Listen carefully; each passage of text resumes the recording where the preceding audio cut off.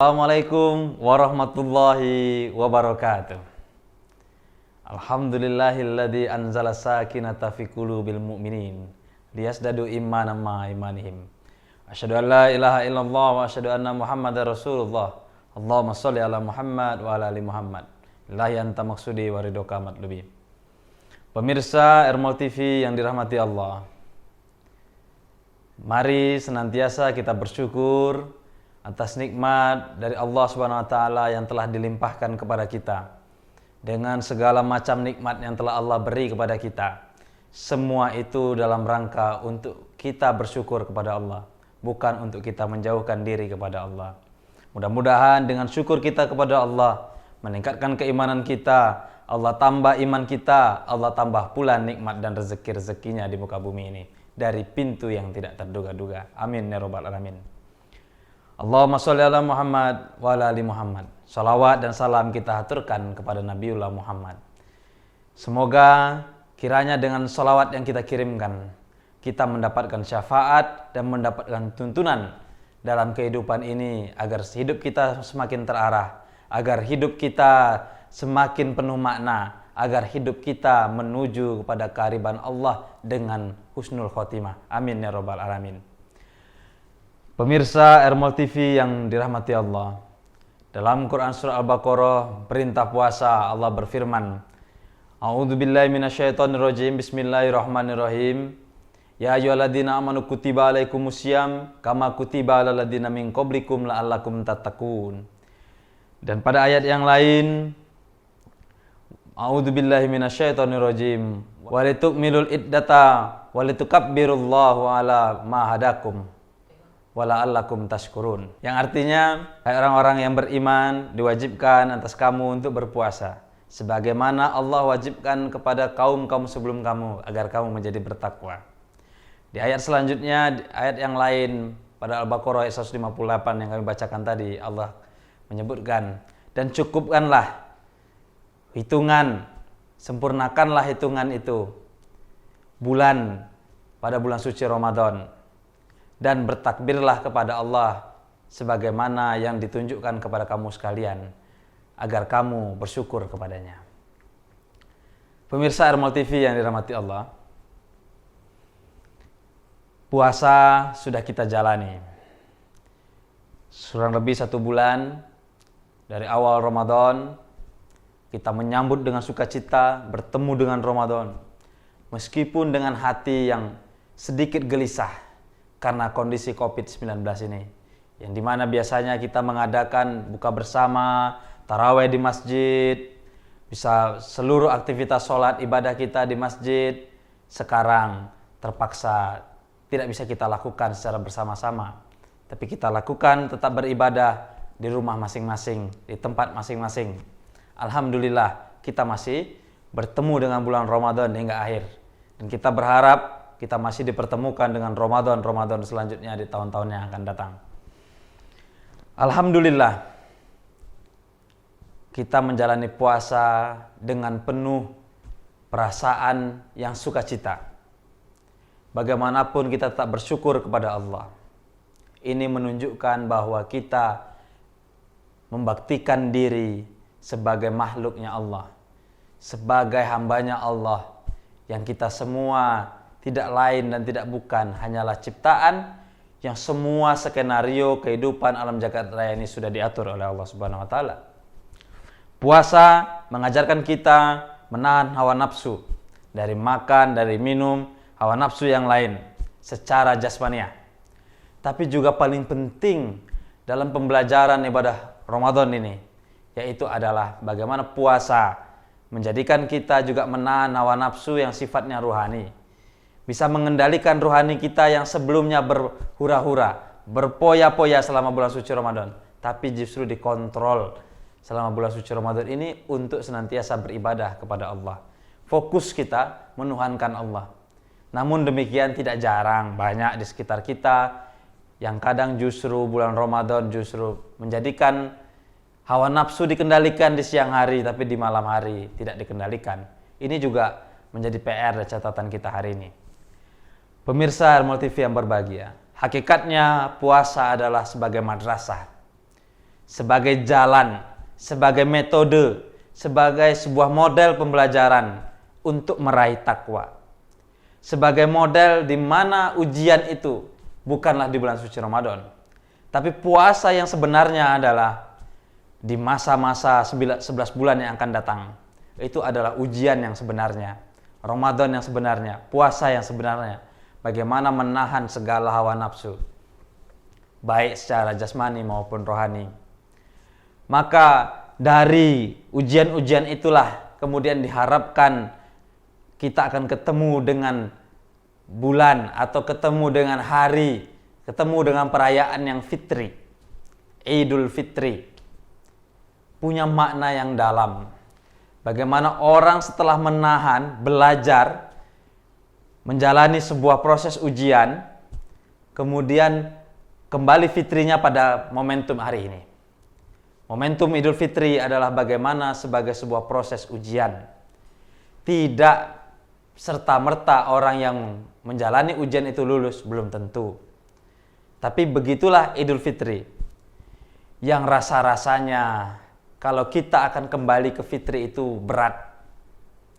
Di tengah globalisasi, di tengah pengaruh kehidupan masyarakat yang hari ini, sulit kembali menjadi fitri pada hakikat yang seharusnya seperti bayi lagi. Seperti kertas putih tanpa noda. Mungkin sulit. Hanya momentum Idul Fitri kita jadikan, kita hanya berharap kepada kemurahan Allah. Hanya itu saja lagi. Selama kita menjaga hawa nafsu, kemudian tidak menghina orang lain, tidak mengambil hak orang lain, tidak membunuh orang lain, yang notabene itu semua hamba Allah, insya Allah Allah akan beri kemurahan-kemurahannya dalam kita meraih Idul Fitri. Mudah-mudahan itu menjadi pelajaran bagi kita. Dalam momentum Idul Fitri, maka ending dari sebuah puasa yang kita lakukan selama ini adalah menjadikan kita tatakun. Menjadi proses tatakun itu setelah Idul Fitri hari ini, kita berharap kita fitri kembali, kita bersih kembali dengan kemurahan dan keridhaan dari Allah Subhanahu wa taala, kita menjadi fitri. Dari fitri itulah kemudian bagaimana ibadah-ibadah yang kita laksanakan selama bulan suci Ramadan itu harus istiqomah di bulan-bulan selanjutnya. Jika istiqomah sudah kita jalankan, betul-betul ibadah itu dengan penuh sungguh-sungguh, dengan konsisten, maka akan meraih takwa. Jika ketakwaan itu diraih, insya Allah sudah tidak ada lagi antara manusia dengan Tuhan. Melebur jadi satu dalam kata nur Allah. Nur ilahi, cahaya ilahi. Semua kebaikan Allah hadir dalam diri kita. Tidak ada lagi maksiat, tidak ada lagi perbuatan-perbuatan mungkar yang kita lakukan. Semua menjadi fitri. Kembali lagi, semua itu adalah atas izin dan rahmat Allah Subhanahu wa taala. Pemirsa Ermol TV yang dirahmati Allah. Sudah berakhir Ramadan kali ini. Maka perintah Allah, cukupkan hitungan bulan Ramadan.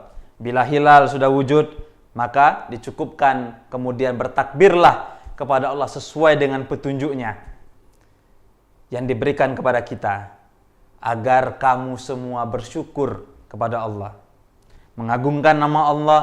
Maka sepanjang malam Idul Fitri kita disunahkan untuk bertakbir, karena ini perintah. Allahu Akbar walillahil hamd. Allahu Akbar, la ilaha illallah wallahu akbar. Allahu Akbar walillahil hamd. Itu yang perlu kita perbanyak di malam Idul Fitri kali ini.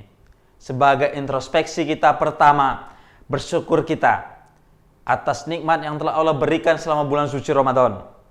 Kita bisa beribadah dengan sehat, dengan tenang, tanpa gangguan apapun, tanpa sibuk apapun, tidak dibebankan banyak pekerjaan, tidak dibebankan dengan banyak pikiran.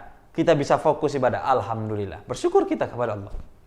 Yang kedua, kita bertakbir sebagai wujud kita sebagai makhluk Allah, sebagai hamba Allah, mengagungkan nama Allah. Sesungguhnya tidak ada yang lebih besar dari kita ini.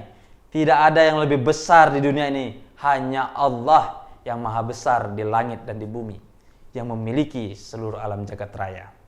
Yang ketiga, kita bertakbir kepada Allah sebagai wujud cinta kita, sebagai wujud kemahasucian kita kepada Allah. Sungguh kita ini bukanlah apa-apa. Sungguh kita ini masih makhluk yang bernoda. Semua yang suci, yang bersih hanya Allah. Hanya kita memohon perantaranya, memohon kepada Allah agar kita juga ikut dibersihkan dari segala noda-noda yang melekat selama pergaulan, selama kehidupan kita. Pemirsa Ermol TV yang berbahagia, setelah Idul Fitri, maka apa yang biasa diucapkan di kalangan kita, yang lazim, yang itu disunahkan dan dibaca oleh Rasulullah SAW, taqabbalallahu minna wa minkum, taqabbal ya karim.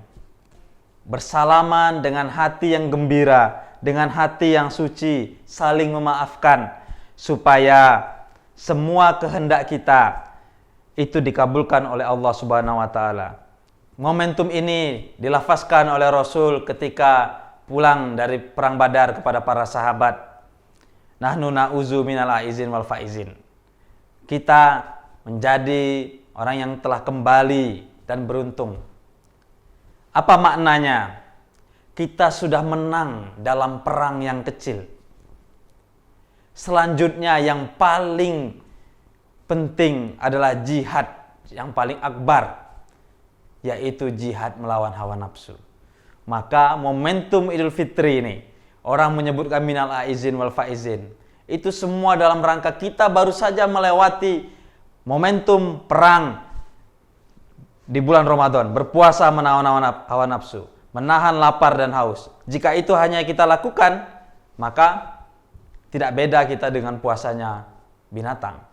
Tapi yang lebih penting dalam momentum ini, kata Rasul, melawan hawa nafsu itu jauh lebih besar jihadnya daripada sekedar perang melawan lapar dan haus. Momentum Idul Fitri kali ini semoga bisa meningkatkan diri kita pada ketakwaan kehadirat ilahi Rabbi. Dari ketakwaan itu kita harapkan kemudian kita bisa melakukan aktivitas-aktivitas yang lain seperti halal bihalal yang biasa dilakukan oleh kita selama ini. Kita ganti, berharap tidak hanya sekedar halal bihalal, tapi ridho Allah, ridho birridho. Ridho Allah yang kita harapkan, Allah meridhoi apa yang kita harapkan. Semoga ini menjadi momentum untuk kita kembali fitri. Dalam kondisi pandemi COVID-19 kali ini, kita sudah menerima edaran dari Majelis Ulama Indonesia, dari pemerintah, bahwa pelaksanaan Hari Raya Idul Fitri hendaknya dilakukan di rumah masing-masing, tidak di tempat umum seperti di lapangan yang selama ini, kemudian tidak di masjid yang biasa kita lakukan, tapi diminta untuk dilaksanakan di rumah. Bagaimana cara melaksanakan sholat Id di rumah? Sholat Idul Fitri di rumah bisa dilakukan tetap dengan sebagaimana biasanya kita melaksanakan atau persiapan melaksanakan sholat Idul Fitri. Membersihkan diri, gunting kuku, mandi yang bersih, yang wangi, kemudian menggunakan pakaian yang terbaik, kemudian melaksanakan sholat sebagaimana mestinya. Sebelum matahari terbit kita perbanyak juga bertakbir, dan juga tidak lupa kita bersarapan untuk berbuka. Kemudian sembari menunggu sholat, kita bertakbir, bertahmid, dan bertahlil. Lalu kemudian sholat, rakaat pertama, sholat dipimpin oleh kepala keluarga atau siapapun di dalam keluarga itu yang lebih fasih bacaannya. Kemudian dihadiri atau menjadi makmum itu anggota keluarga inti.